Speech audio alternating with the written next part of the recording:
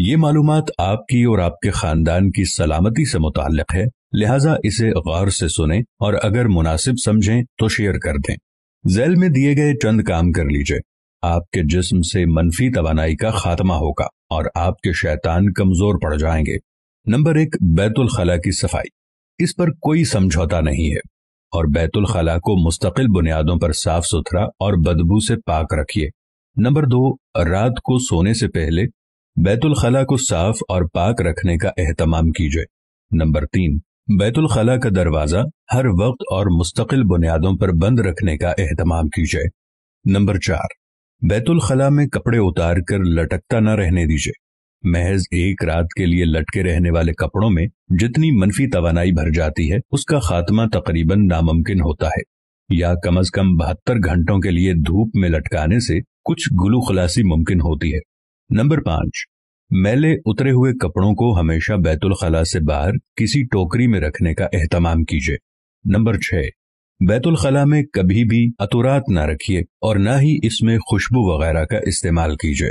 Number 7، بیت الخلاء میں جا کر روتے ہوئے ہر نوجوان لڑکی یا لڑکے کو نصیحت ہو کہ آئندہ کبھی بھی اور کسی بھی حال میں بیت الخلاء میں کھڑے ہو کر ایسی حرکت یا گفتگو نہ کرنا۔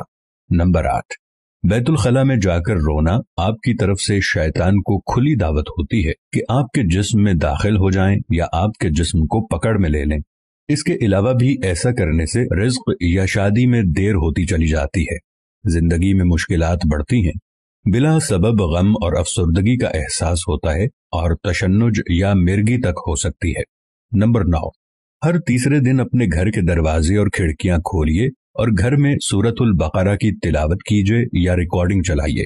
آپ کو بذات خود اپنے اندر اور اپنے گھر والوں میں نفسیاتی بہتری محسوس ہوگی۔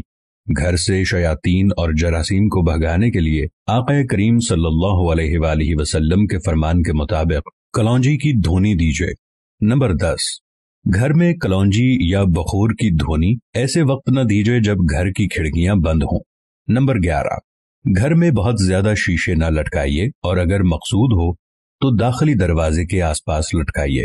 نمبر 12، گھر میں ایسی جگہ نہ بیٹھیے جہاں سے ابھی ابھی کوئی اٹھ کر گیا ہو۔ نمبر 13، جاگنے پر لمبی لمبی سانس لیجیے اور اٹھتے ہوئے بسم اللہ پڑھیے۔ نمبر 14، رات میں سونے کا ایک مستقل وقت مقرر کر لیجیے اور سونے سے پہلے سورۃ الملک کی تلاوت کو کبھی ترک نہ کیجیے۔ مبارک ہو ان کو جنہیں اس سورت کو سونے سے پہلے پڑھنے کی عادت ہے، یہ سورہ ان کے لیے عذاب قبر سے نجات کا سبب بنے گی۔ نمبر 15، نماز کے بعد آیت الکرسی کی تلاوت سے آپ اور جنت کے درمیان میں صرف موت کا حائل ہونا باقی رہتا ہے۔ نمبر 16، آپ کو جن لوگوں سے پیار ہے انہیں یہ پیغام بھیجیے، نیکی کی طرف توجہ دلانے والا نیکی کرنے والے جیسا اجر پاتا ہے۔